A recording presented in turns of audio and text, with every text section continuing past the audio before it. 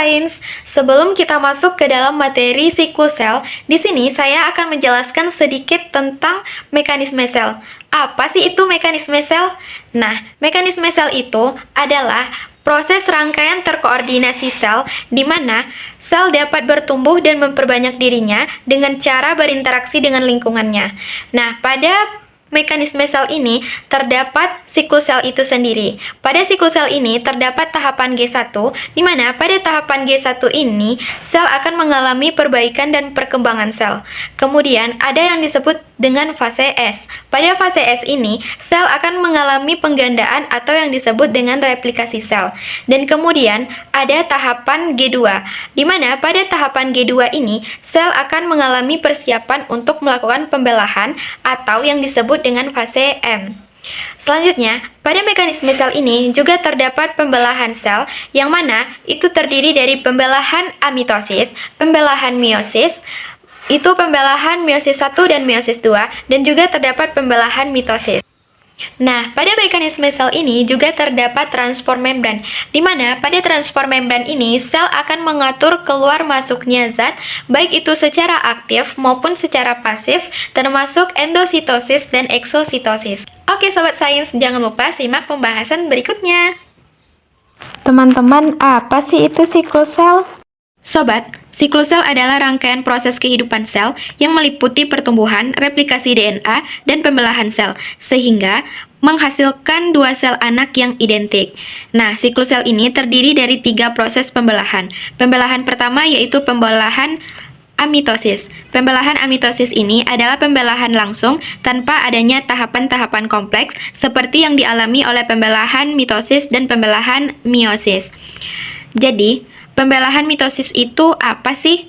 Sobat, pembelahan mitosis itu adalah pembelahan sel yang menghasilkan dua sel anak yang identik dengan jumlah kromosom yang sama dengan sel induknya. Nah, fase mitosis ini terdiri dari 4 tahapan utama. Yuk, simak pembahasan selanjutnya. Sobat, pada tahapan pembelahan mitosis ini terdiri dari 4 tahapan utama. Yang pertama itu ada tahapan profase.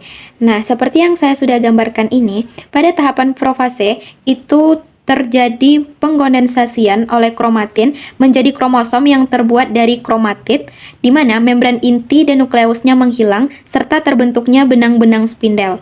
Kemudian pada tahap metafase. Tahapan metafase ini kromosom berjejer di bidang ekuator. Benang-benang spindel melekat pada sentromer kromosomnya. Selanjutnya ada tahapan anafase. Pada tahapan anafase ini, sentromer membelah. Kromatid saudara terpisah bergerak ke kutub yang berlawanan.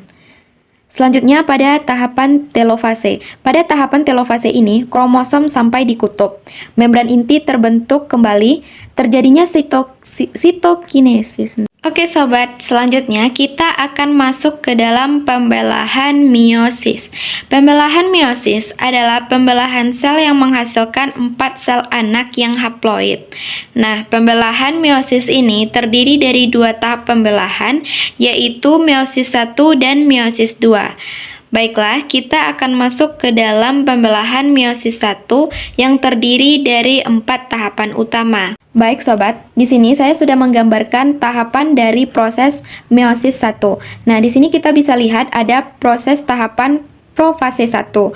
Nah, di mana pada proses profase 1 ini, kromatinnya itu memadat menjadi kromosom, kromosom berpasangan homolog membentuk tetrad, membran intinya menghilang, dan sentriol bergerak ke kutub. Dan selanjutnya itu ada tahapan metafase 1. Di tahapan metafase 1 ini, tetrad kromosom homolognya berbaris di ekuator. Benang-benang spindelnya pada sentromer. Nah, selanjutnya anafase 1. Pada tahapan anafase 1 ini, kromosom homolognya terpisah dan bergerak ke kutub yang berlawanan. Dan jumlah kromosomnya berkurang setengah. Selanjutnya fase telofase 1. Pada fase telofase 1 ini terbentuk 2 sel yang haploid, kromosomnya masih terdiri dari 2 sel kromatid dan membran inti terbentuk kembali dengan terjadinya sitokinesis. Nah, selanjutnya kita masuk ke dalam fase pembelahan meiosis 2. Yuk simak pembahasan selanjutnya.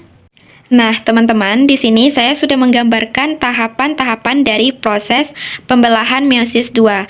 Nah, di sini kita bisa melihat terdapat fase profase 2. Pada fase profase 2 ini, kromatidnya memadat menjadi kromosom, membran intinya menghilang, dan sentriol membelah dan bergerak ke kutub yang berlawanan. Nah, selanjutnya ada proses metafase 2. Pada fase metafase 2 ini, kromosomnya berbaris di bidang ekuator dan benang-benang spindelnya melekat pada sentromer. Kemudian ada fase anafase 2. Nah, di fase anafase 2 ini, kromatid saudaranya itu terpisah dan bergerak ke kutub yang berlawanan. Dan selanjutnya ada fase telofase 2. Nah, di fase telofase 2 ini, membran intinya terbentuk kembali, sitokinesis pun terjadi dan menghasilkan 4 sel anakan yang bersifat haploid. Semoga apa yang saya sampaikan tadi dapat menambah edukasi dan wawasan teman-teman semuanya. Dan terima kasih sudah mampir dan menonton video ini. See you!